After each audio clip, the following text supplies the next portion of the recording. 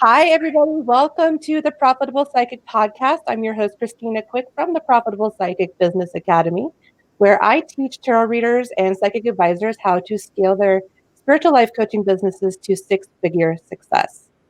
Today, we have a very special guest. Marla Martenson is here. She's also known as the Mystical Matchmaker. And Marla is a matchmaker to the stars who has turned into a spiritual life coach, right, Marla? That's right. And you also specialize in helping people find their own magic, which is going to be a big part of what we're going to talk about today. But in particular, you help women feel confident to call the shots in their own lives so they can finally stop people pleasing and reclaim their joy. That's really, truly powerful. Yeah, it's I'm a boundary coach now. I spent a year getting certified. So, while some people during the coronavirus lockdown were watching Netflix and eating cheese puffs, I was getting certified as a life coach and I finished my fourth memoir. So I You was know, like, it's I'm like gonna the perfect time to do something like that for sure. yeah. Absolutely. And today we're actually going to be talking about your memoir. I have it right here. We're going to be talking about The Magic Seeker.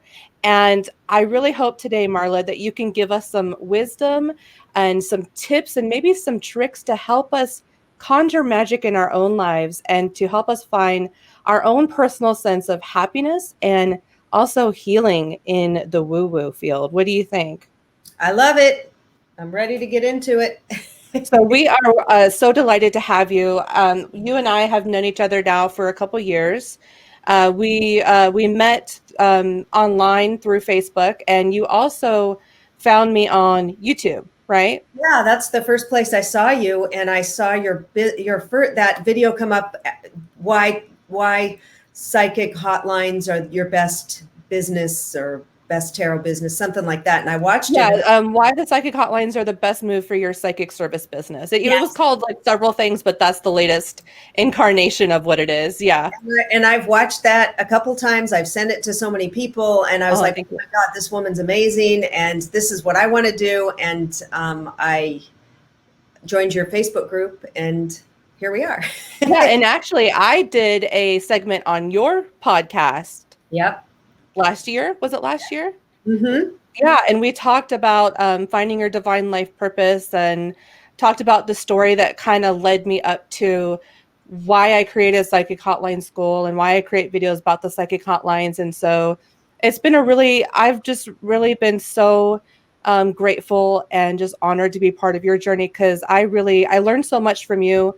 And it sounds like you've gotten a lot out of the Psychic Hotline School. So it's honestly amazing to have built, a connection with you like this. Oh, thank you. Yeah, you changed my life in a lot of ways because I'm on the psychic hotlines now, and I wouldn't have been without your videos, teachings, and all that. And all the content you give for free is amazing too. And I'm also in your tarot biz thing, The marketing course, yeah. marketing course, which is awesome. And yeah, you just have so many amazing offerings, and you're just there every day to support everybody. It's amazing.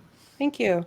Yeah, so people that are, have been watching my YouTube for a while or in my communities, they probably know you just through you being in there too, so you've made a lot of friends in there.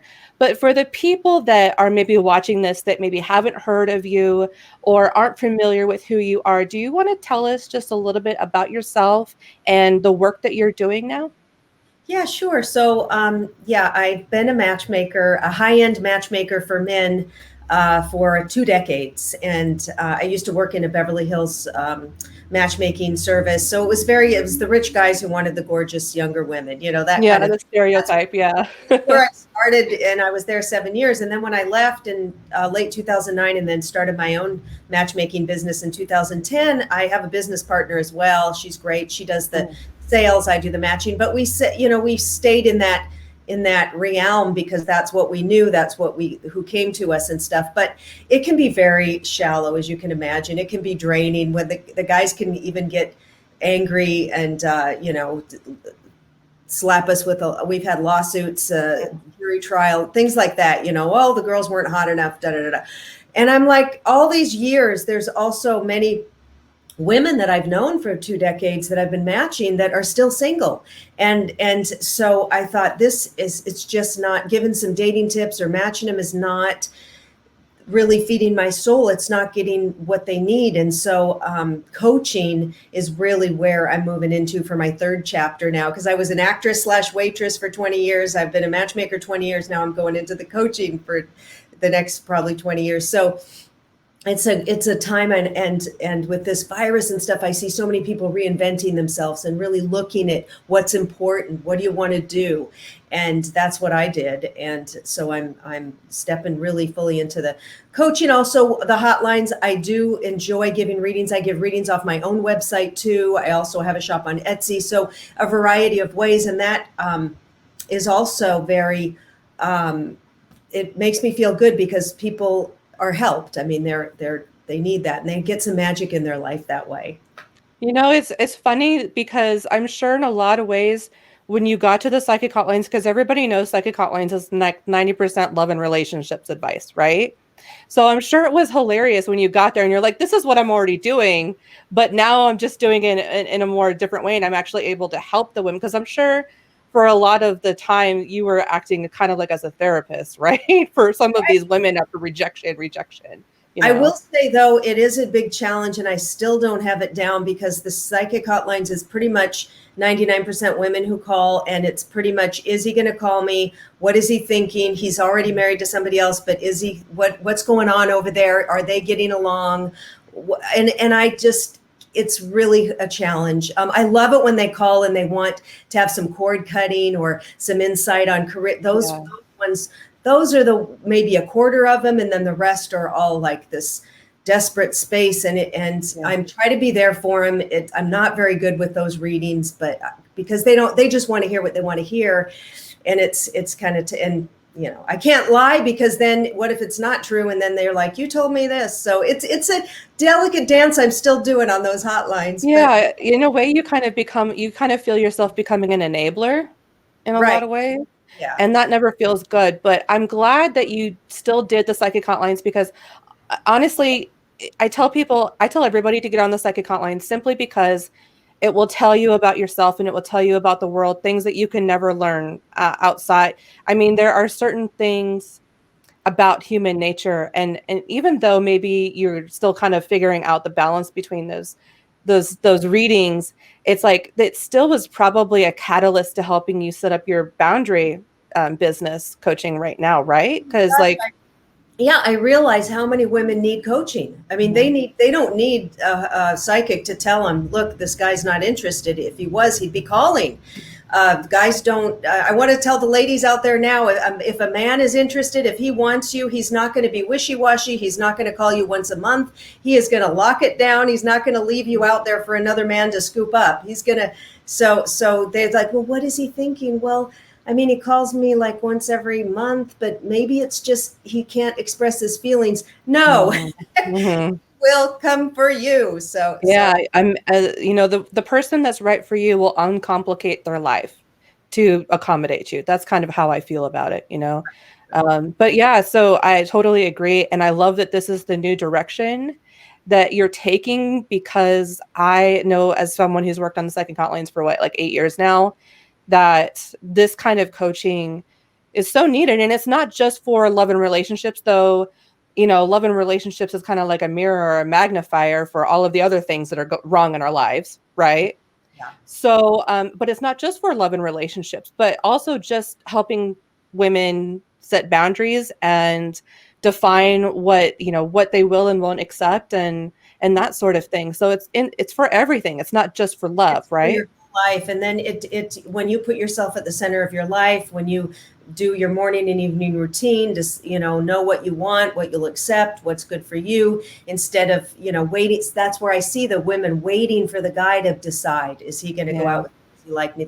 No, you decide what you want in your life. And that's it. Which is really kind of codependence, right? It is. And I was there so many years, and it's a mirror. And one of my new clients that I'm starting with tomorrow, she's like a mirror to what I had been going through, even down to the itchy. Her skin would itch so bad that she would get scabs on her arms and have to wear long sleeves. My skin was bleeding because I was scratching so much. It was like I got this client that I had every issue she has, and it's like, oh, I'm so excited to help her with it. It's like a soul client when they come to you and they share a piece of your soul. They share a piece of your experience, which is amazing. So I'm so glad that you are now working with people that you know that you're going to have a profound effect with, that they're going to go through a huge transformation. And I'm sure that it feels way more fulfilling than anything else you've probably done so far. It totally does. I'm like, woo! I was like, I've just been on a high lately. Yeah, right. And that's what, living your purpose is all about, being in alignment, helping make the world a better place, really operating from your zone of genius and all those things. And so with The Magic Seeker, with your latest memoir, which is available on Amazon, and it's available in also Kindle and paperback, so you can actually get it today if you wanted to. There's a link going across the screen.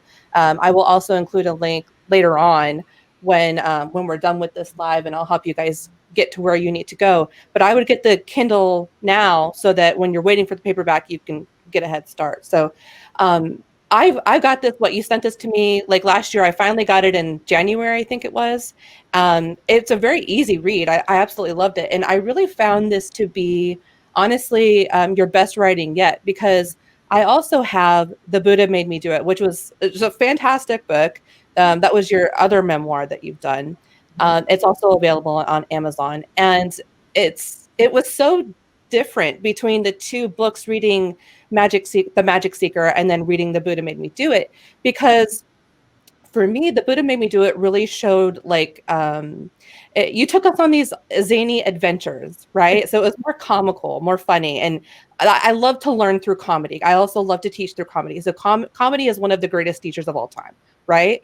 But then Magic Seeker hit differently because for me, it felt like I was actually seeing you for the first time, like seeing the most divine version of you really coming forth.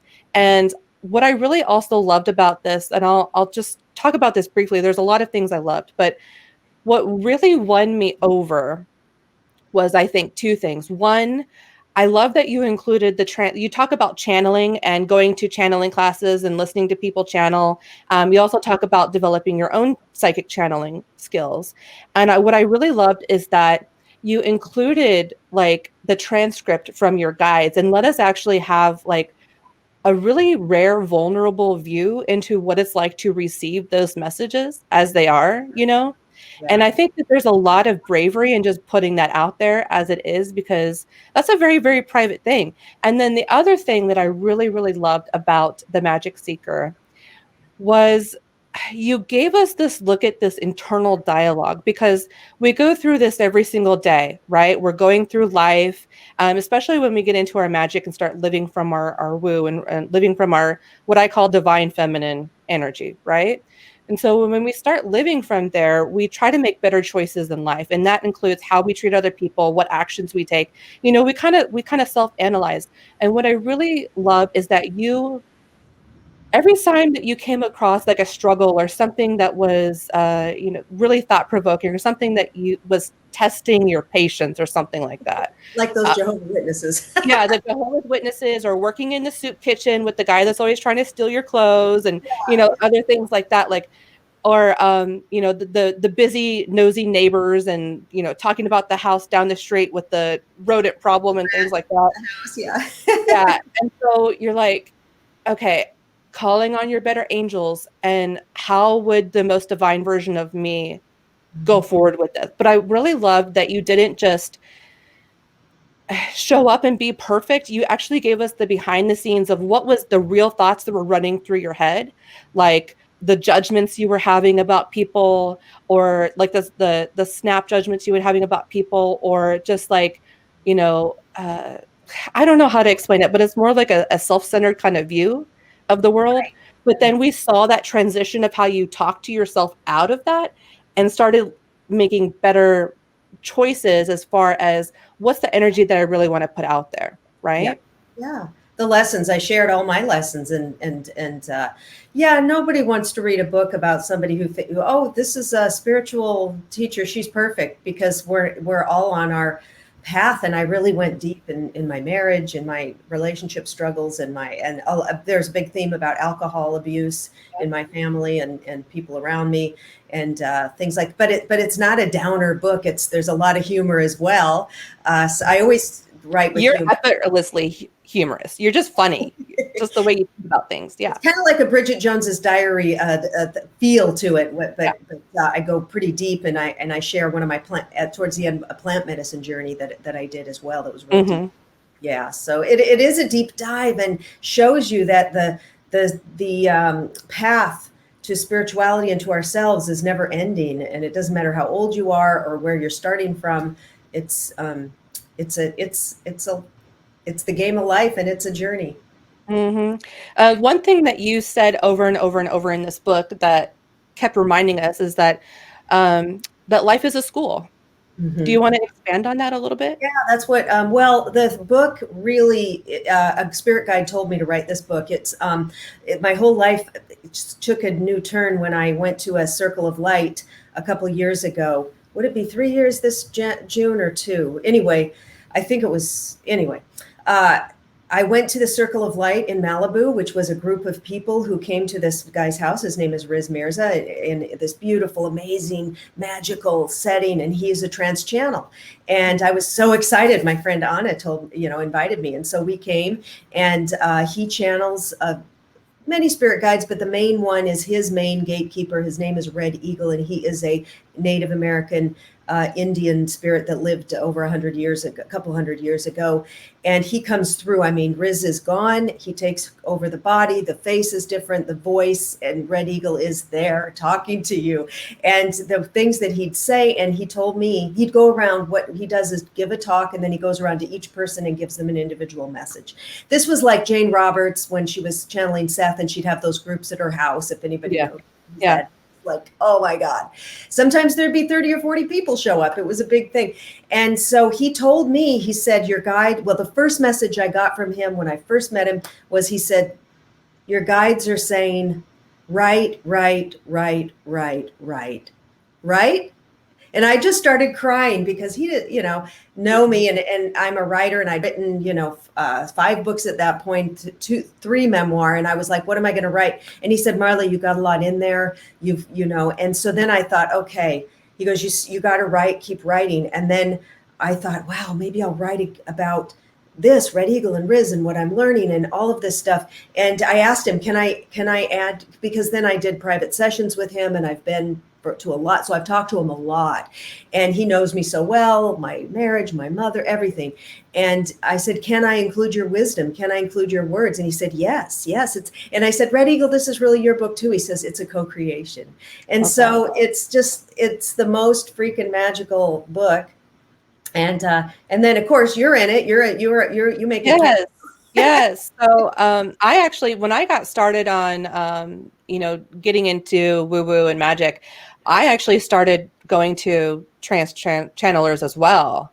I met this one lady. She called herself a quantum shaman. I had no idea what that meant. I get it now because I am one too. But that's where I went, and she would channel, and it's something, if you have never experienced that, I highly recommend anybody who's listening, if you find somewhere or know someone online that's like can channel and does those open groups, seriously go to them. They truly are life-changing, because it's one thing to have your own psychic abilities, but it's a whole nother thing to see other people's psychic abilities. And I think you really do get inspired. And some of the stuff that comes through is like, how they can't make it up. It's so crazy, the stuff that comes through. And that was kind of like my gateway into psychic abilities and stuff like that too. But yeah, so I actually am lucky number 13, right? Chapter 13, I think. Oh, okay. I can't remember which chapter it is. I think I'm lucky number 13. Okay, all right. The Holidays, Hotlines, and Hogwarts. I love that title because those are all things that I really love. So it was great that I'm in here. Yeah. So I talk about how Christina inspired me to do the hotlines and her story. And so I've got a whole chapter. Well, thank you so much. That was so kind of you to include me. And I'm honestly just honored. That was really neat. So thank you. I do have a couple questions for you. So I'm curious. So when you were writing The Buddha Made Me Do It, and then you were writing The Magic Seeker, it seems like there was a really profound transformational shift during that time for you, because when you were writing The Buddha Made Me Do It, you kind of looked at the woo-woo still kind of with a lot of skepticism. And then I read The Magic Seeker and it's like, whoa, I finally think I've met the real Marla the witch, right? And so there was this profound acceptance of who you are. So could you talk to us a little bit about, the energy that you were in when you wrote The Buddha Made Me Do It versus The Magic Seeker, and what was that transformation that kind of happened for you in between then? Yeah, during the Buddha Made Me Do It, I was trying all of these modalities. Me and my friend Julie, who's the sidekick in both of my books, she lives down the street from me. She's a dear friend and she's a celebrity ghostwriter. So she writes books for celebs and she's so cool. And we were both like running all over Los Angeles, taking every kind of, candle magic, pendulums, going to channelers. I got beaten with bamboo by a Chinese. Yeah, I remember that. Oh, that's the funniest stuff. Yeah. I could crack up when I read. I remember your husband was like, "You spend how much to be beaten by bamboo?" Oh, he was furious. And so a lot of it too was me going to all this stuff, which a few things I was like, come on, this is, ridiculous. But most of it I was totally into, and I got attuned to Reiki, got into crystal healing, all of this stuff. But my husband was fighting it tooth and nail. It was this battle like this. And I was like, I don't care and my reactions and yelling and I don't care what you tell me. I'm sure everybody who's married out there is looking like, I remember that conversation. Yeah. And so it was showing people also, I was like Lucy Ricardo out there going to all the spiritual expos and doing all this stuff and sharing. So anybody who's interested, it's a fun journey to go with me and Julie to all of these modalities and fun stuff. And then so that was really a comedy, but some deep stuff too. But then The Magic Seeker with all of Red Eagle's wisdom, and I really had to. What my shaman Riz says is he kills you and then he rebuilds you. Mm-hmm. I have to kill you, and he did. And then I also did shamanic journeys with him, and then I went off and did some plant medicine journeys and with somebody and. I really had to clear out past lives. I had to clear out patterns. I had to recalibrate my nervous system from all the years of arguing and just fighting things and mother stuff, all this stuff. It was a lot of deep stuff, but also, and then getting into my own, have the channeling now coming through with the Pleiades are coming through and now the Galactic Federation of Light and the fairy energy and light language and my reading. And I'm just like, you'll always be in my heart, Christina, because I always wanted to be a tarot reader. Cause I just thought this is going to be what a magical job, or even just have as a side job. And I'm like, I'm doing it. I'm on a hotline. I'm doing it. And things you think, well, it's too daunting because you have to learn all the cards and how am I going to have time? Yeah. I didn't know anything about tarot cards when I started. Slowly and just, it started in your psychic abilities start opening up, and then you don't need a lot of them. You don't have to know every single meaning of every card. You can just know the basics, but you're flowing through. So yeah, it's a different space. I mean, I'm like more spiritually mature now. I'm more grounded. I went through the boundary coaching myself for a year also, and I was coached 3 times, and I had to coach people, and I did the work for that too. So I did my more earth-based work with coaching plus the mystical stuff, because we can't always stay in that realm out of the body stuff. Absolutely. The earth stuff too. We are in the body in the 3D, so it kind of melded together. So it is a more serious book, but it has a lot of humor too. But I think it will help women. It's a book almost like a handbook to know to go into your own life and lift up the carpet and sweep out the crap, and it will help people. Absolutely. So how has your life been different since you started really claiming your magic? How has it really influenced your life? What would you say have been the benefits of doing this? I feel like I'm stepping more into being a leader, and people will come to me and I can really help people now. Before it was like, okay, well, yeah, I'll give you a reading for $15 and channel my angel, and I can do, but I was still like in awe of other people. Like, I remember this one spiritual teacher I thought was so cool. He was going to be on my podcast, and he called me on my cell phone, and I was like, I was so nervous, like, oh my God, that person's calling me. And it's like, now I can do everything he does. It's like you kind of claim, okay, yes, I am. I know what I'm doing. Nobody's better than me. Other people have other skills, or, we all have different skills, but kind of claiming our skills and who we are, not being tiptoeing around. Yeah, And you get kind of comfortable, and honestly, that comfortability in life in just general is really priceless. But comfortability when you're someone like us who's kind of on the fringe because we don't really fit the mold, Mhm. we're the star-shaped people and we don't fit that square mold. And so finding some sort of peace, it sounds like you found a peace with it. And when you come to that acceptance and you have that comfortability and you have that peace, it's just then you realize that there's really no limits to what you can do, right? Things just start happening, and things like miracles just start happening, and things just start working out. And you really kind of have to think that there is something out there guiding us, something that is orchestrating, that is helping us along. And it kind of feels like the longer you're in it, the more you do it, it's like the easier it is to believe over Oh time. yeah, and when you put that message out to the universe, like, I wanted to practice my mediumship. I've been working on the mediumship side, and I was like, God, I wish I had somebody to practice it with. What can I do? Well, I have this good friend, Marie-Ange. She's a French author. She lives in LA, and we've become really good friends. We're the same age. We're the same, got a lot of the same interests. She's also a writer, and she reads cards, but not professionally, but she's really good. So we'll get on the phone maybe once to two times a week and practice. I'll practice my channeling. She takes notes. I'll do my psychic stuff, and she'll give me feedback. And then I'll say, who do you have that's passed over that I can try to bring through? So she's been helping me. And then it's like I put it out there. I didn't know who I could practice. And here she is, like my sitter, to help me. And things will appear when you say, I'm ready and open. And I don't care what anybody thinks anymore. It was a little bit, you tiptoe, okay, I'm a high-end matchmaker. I've got these CEO guys that are not, they're muggles, And my husband at first, when I was during the Buddha made me do it stage 2015, 16, he was like, you better be careful. Oh, my friends, they see what you post. They're asking me, what's wrong with Marla? What's wrong with your wife? Is she okay? You've got stuff on the Ouija board up there. You better be careful. You might lose your business. Guys are going to think Yeah. weird.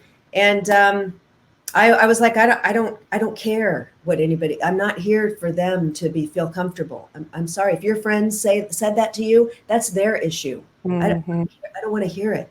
And then I just kept on, and I didn't let that deter me from being me. And I was telling a friend the other day, I'm not the kind of coach where I've got my briefcase and my jacket. I'm a coach, Yeah.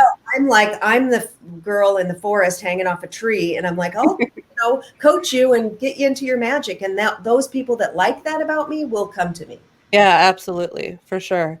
Yeah, it's really unfortunate that we still deal with a lot of, discrimination or just judgment, really, just judgment about things. Because, their first thought was you're nuts, that you've lost, you're off your rocker or something. And that's kind of sad. But that's just the state of what it is. When people don't understand, they get scared and they reject it, and they kind of dissociate themselves from it. And I agree. I mean, I have been born into this world a weirdo, and that's who I've always been. And it really wasn't until high school that I really started feeling like people think differently about me.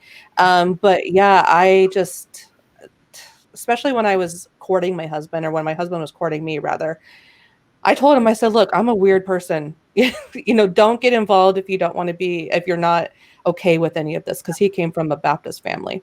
Right. And like really serious Baptist family. And surprisingly, he was okay with it. And and I'm glad that you finally got to a point where Adolfo was like, okay, I'm okay with, I'm at some sort of acceptance with this, He has a right? lot more acceptance now. I mean, Yeah. he's got his crystals in his office. I gave him some. He's got a crystal book. Nice. pendulum. He likes getting energy healing. He came from he's from Mexico, Yeah. Catholic family. So the first time had some tarot cards, he was like, "Oh my God, what are you doing? Yeah.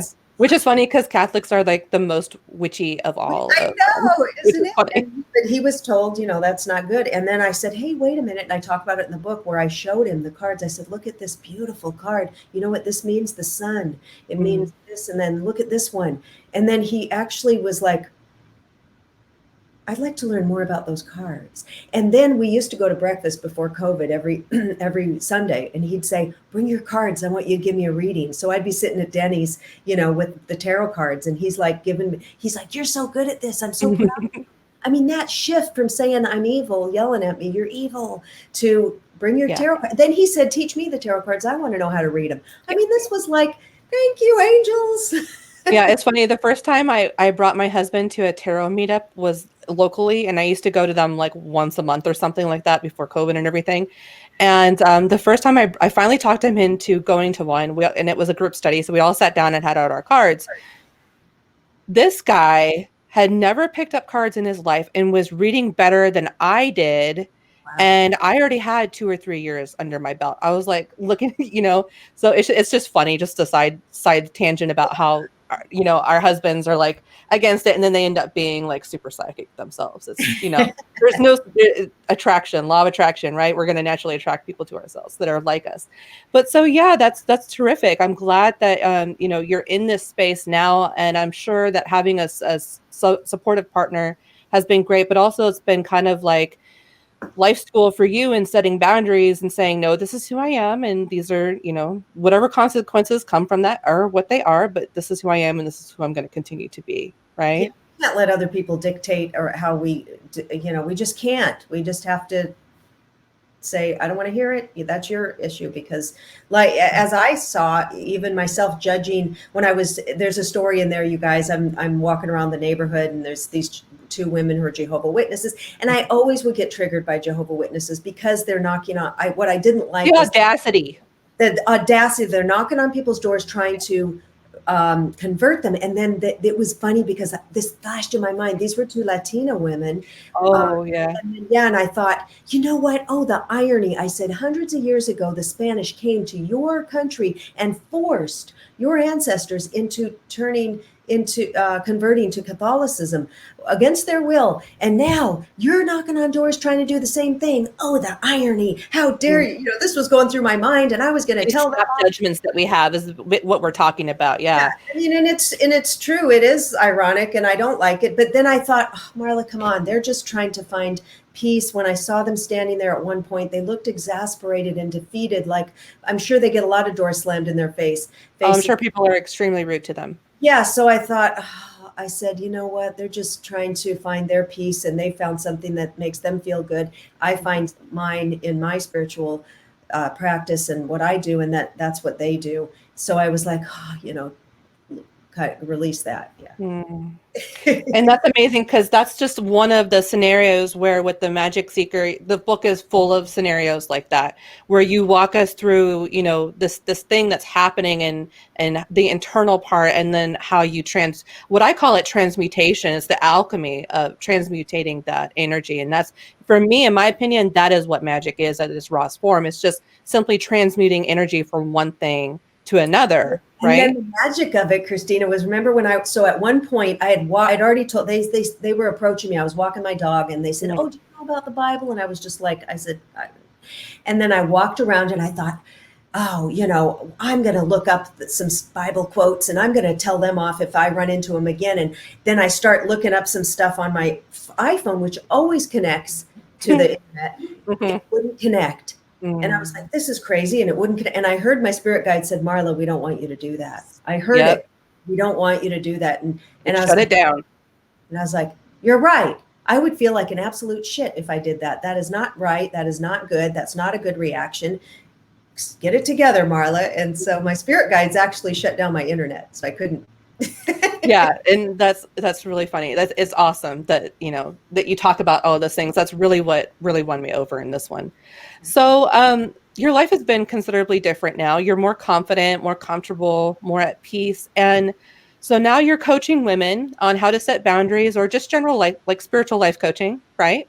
Well, I went through a specific program, and it's a boundary coaching. It's a 12-week program with me once a week, one-on-one. And it's about boundaries, but we also so part of it is shadow work, Mm. codependency, underlying commitments. It's like Debbie Ford. If anybody knows who she is from the Ford Institute, she wrote Dark Side of the Light Chasers. This is from Levin Life Coach Academy. Nancy Levin, who wrote Setting Boundaries Will Set You Free. She's a Hay House author and master coach, and that's her program. So it's Levin Life Coach Academy. And I went through a whole year, and then now we're going through the business part. But it's life. If you do it, it is life changing, because you learn how to set boundaries. Also, you learn complete scripts of what to say, going through why you do this. Why are you, your underlying commitments that you made usually before the age of 10. Maybe your, parents got divorced. Maybe you were bullied. Yeah. And there's some commitments that you made to yourself to play small, or to, whatever. Maybe you decided, okay, well, it's not safe to be married because my dad left. And so then you That wonder abandonment wound from the why father. Yeah. relationship, or why you always date unavailable men. Well, that's because you made this underlying commitment that's in your subconscious that it's not safe to be in a relationship. So there's always a reason. And so anybody who's having trouble, if you're a doormat, a people pleaser, can't say no, are drained from other people, pick the wrong guys, this, kind of coaching is golden. It sounds like you're the type of coach that's also really an empowerer. Like you empower people to become more confident in their decision, right? Yeah, and when they're going through these things themselves, they become more, when they're working these modalities and these exercises that I give them, and we go through everything, and they realize they really come to their own answers. So a coach, Yeah, it sounds kind of like self-coaching, but it's nice to have a guide with self-coaching as well. yeah, I guide them through the whole thing. Yeah, Yeah, we don't that's tell wonderful. them what to do, or they have to come up with. What's powerful, when they come up with the realizations, and then it's like, okay, well, this is what we're going to do. I really think that that's the new thing that's going to be happening in the spiritual coaching world, is more of an emphasis on giving people the tools to self-coach themselves. I really feel that that's the direction that the energy is going, absolutely. Because I've heard this from multiple people now.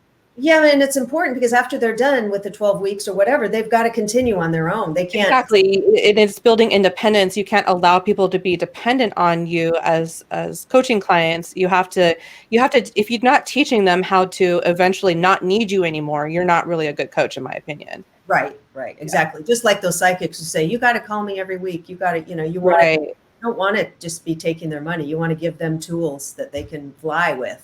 Yeah, and so and then that gives you room to where you can work with more and more people, so it helps you increase your impact. So instead of working with just 40 people over the next 5 years, maybe you actually help thousands of people. And so it's a great idea to do it this way, because then, in my opinion, you get to help more people, which has a bigger ripple effect, and it's just better overall for everybody. And I'll be moving into group coaching too down the line, probably for 20. That's wonderful. So beyond that, beyond one-on-one coaching with the boundaries and doing group coaching, do you have any plans to write another book, or do you have any bigger visions for maybe the next 2 years or so?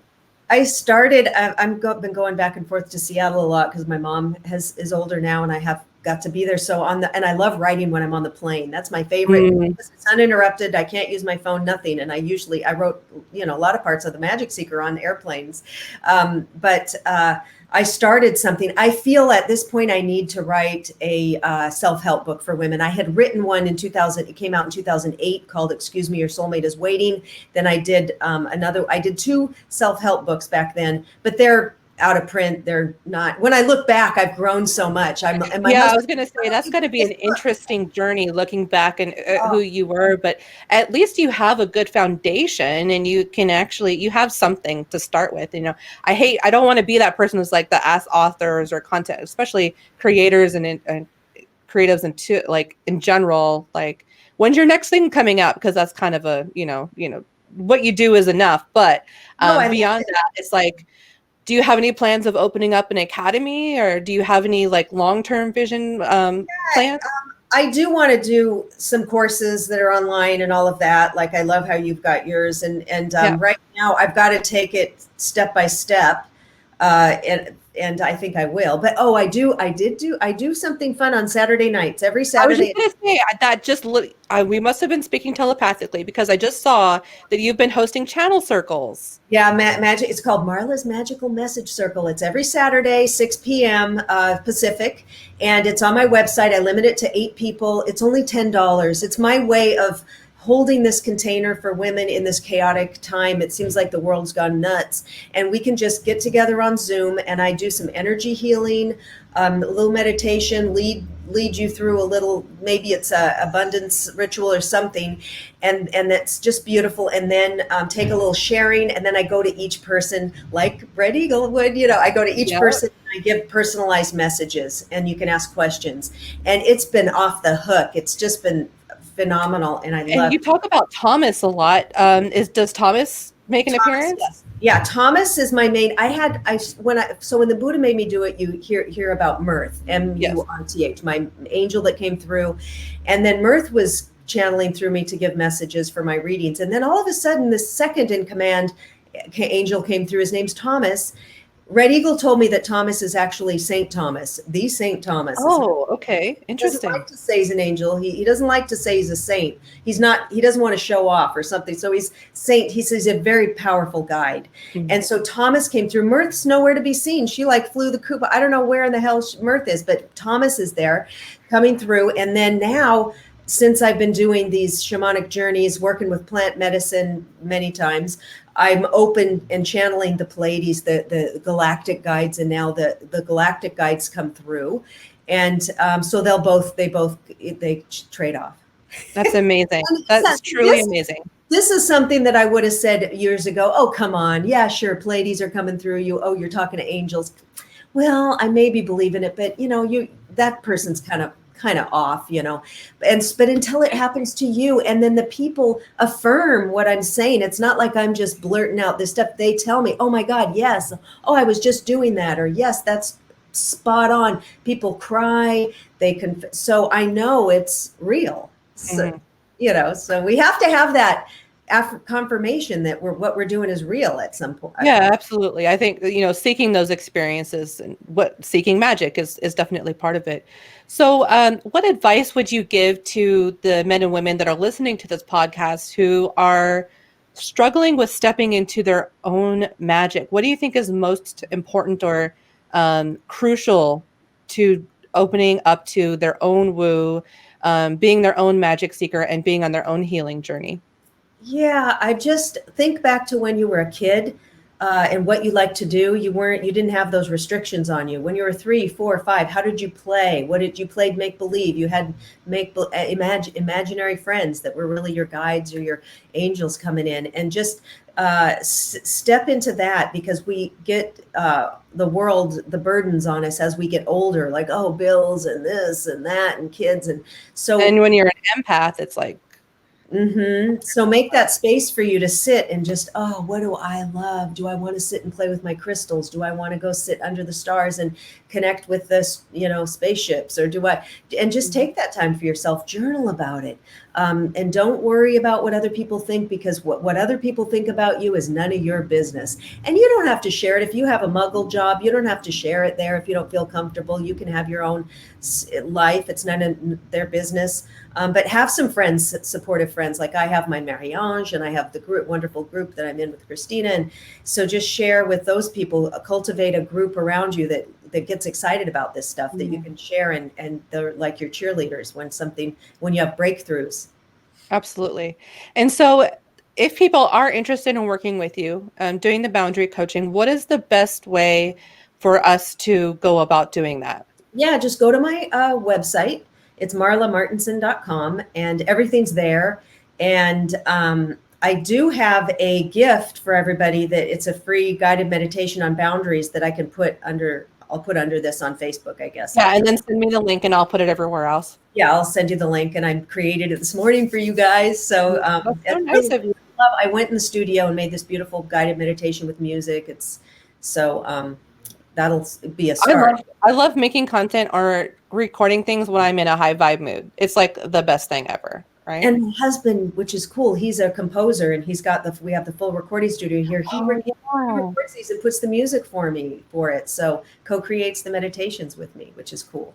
So we do have several people watching right now and listening live. So if you guys have any questions or any comments that you would like for us to read, um, if you want to share what you've gotten out of this, what has been the most inspirational thing you've gotten out of this talk with Marla? Marlena says, amazing. Thank you so much. Angelique says, this is awesome.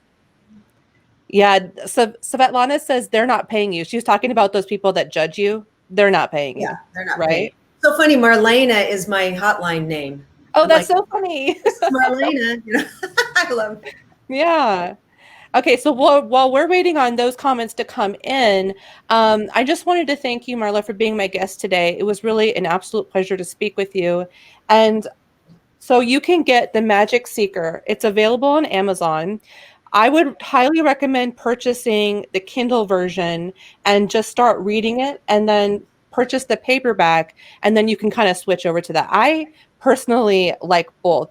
So Marla, are you a Kindle girl or are you a paperback girl? I have both. I have a Kindle that I use Kindle on my phone, but I've got lately I've been back to the paperbacks because you know why? I like to mark them up with Oh, that is so true. highlight and then go back. It's so much easier to go back to stuff than the Kindle. One So of my favorite things is folding pages where I have like, things that were really profound or stories that I really, really liked. I like to fold those pages in. yeah. And I'm Yeah. not one that thinks you shouldn't write in a book. It's like a workbook. It's Yeah. your workbook to learn from. So, and I love memoir. That's my favorite genre. So that's what I write. I've written Well, 4. you're truly amazing at it. You were talking about how I've changed. The first memoir was the Diary of a Beverly Hills Matchmaker. It Yeah. came out in 2010. When I went back and read that book. I'm like, oh my God, it's a decade later. I'm like this completely different person in so many ways. It was really Yeah. nice to see that difference. Do you think you'll ever be open to helping women coach them on how to write a memoir? Is that like something you think about maybe down the line and into the Yeah, future? I mean, I have gone on some people's shows where it's a writer's show, and they ask me, questions about writing and stuff, and so yeah, I'd love to, and we can even do that. There's probably a lot of people on here who want to step into their magic and write. Oh my God, I have so Glad many to come people. on I and have talk so to many you about people ask me all the time, how can I write a book? What do I need to do to write a book? I have so much content, but I've never written a book. So I'm like, I Come don't on, we know. can And I talk just send about them to it. Marla. I just go friend my friend Marla because and go buy her books because she has really, really great memoirs. Um, Andy says, thank you. That was really inspiring to see how you progressed. Danielle says, thank you. Amanda says, thank you. This was great. Oh, thank you. Yeah, so wonderful. Well, thank you guys so much. We're going to come back and after this, we'll put all the links in. You'll be able to find Marla wherever we need to get you to. So Marla, I just thank you so much for joining us today. Thanks, Christina. Thanks, all you magic seekers out there. Much love. Bye.